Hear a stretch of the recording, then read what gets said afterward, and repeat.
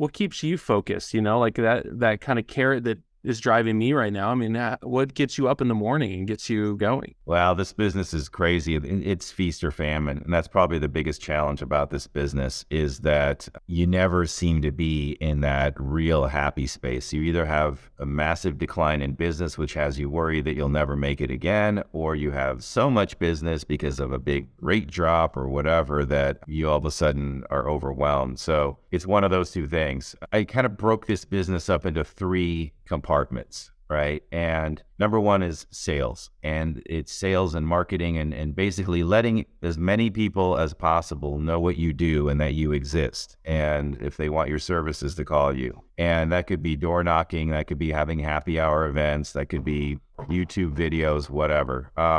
The second is once you actually get the deal, to do the transaction itself and not fall on your face, not close late, not have people get frustrated. And then the third, which is really important, which I think a lot of people don't invest a lot of time in because we're so busy with 1 and 2, is creating a system so that all of your closed people who close and are happy become a source of referrals to your business. So you don't have to spend all your time in section 1, right? Where you have this growing, and you hit a critical mass in this business of closed clients where it just starts to feed itself and fold in on itself. And I finally hit that after, I think, 8 or 9 years in the business where you can accelerate that if you have a really good program of keeping in touch with your past clients and providing value and reminding them that you're there and that you'd like referrals and things like that. So that's as much a part of my business as the sales and marketing. So when I first got in the business, it was all part one, right? I had no closed clients. I had really no idea how to do a loan, but good luck for me that I didn't even need to know how to do it because I had wholesale reps walking through the office every 2 hours saying, you have a deal? We can get an exception. What do you have? I'll craft it for you. Da, da, da.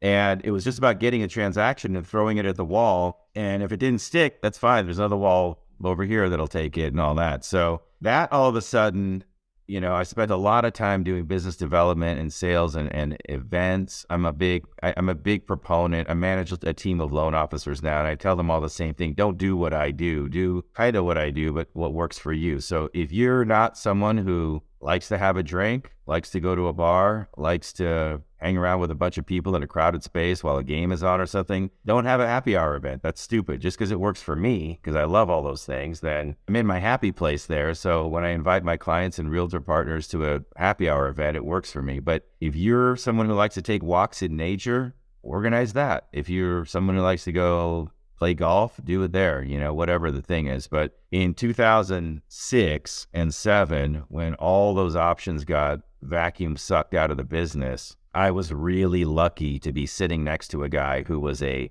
mortgage technician, the best, loan officer I've ever seen in the business. You probably know him, Eric, over at Commerce, and encyclopedic knowledge of loans, massive control over his process and files. And he's telling the processor and underwriter how it's going to be and how it's going to be structured and why the line 72 from the, 1120 tax return makes it under this guideline. And I had none of that, but I had to learn it real quick. And so all around me in that financial crisis zone, there were loan officers who were the system and saying, I can't believe that underwriting's asking for this. This is ridiculous. This is bullshit, But I'm like, that's the guideline. This is the new world order that we're operating under. So I spent a lot of time kind of just reading guidelines and getting good at the actual crafting of doing of the loan. I think that's when it actually became a career. I was lucky enough to be able to doing a lot of people were flooding out of the business and getting frustrated. I started doing a lot of takeout loans for loans that were falling apart at closing. And this one real estate office in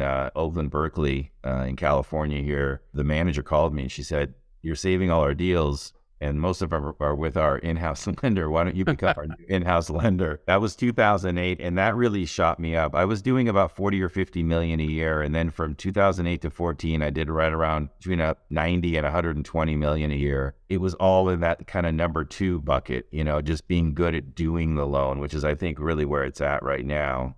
Still in this business, So there's a dynamic shift when you sort of build a funnel, a lead funnel, a sales funnel that would drive deals into your pipeline. And then you had the knowledge to go in and execute and close those deals. Right. And then at some point, right, you had, 100 million a year in production that you needed to nurture after the deals close. And so like in my mind, I think, people, they'd like to say sales, and you're talking about happy hours and like relationship building and all that stuff. That definitely is a part of sales. But it sounds like marketing, and then tactician side you described, and then at the bottom, more marketing. Yeah, absolutely.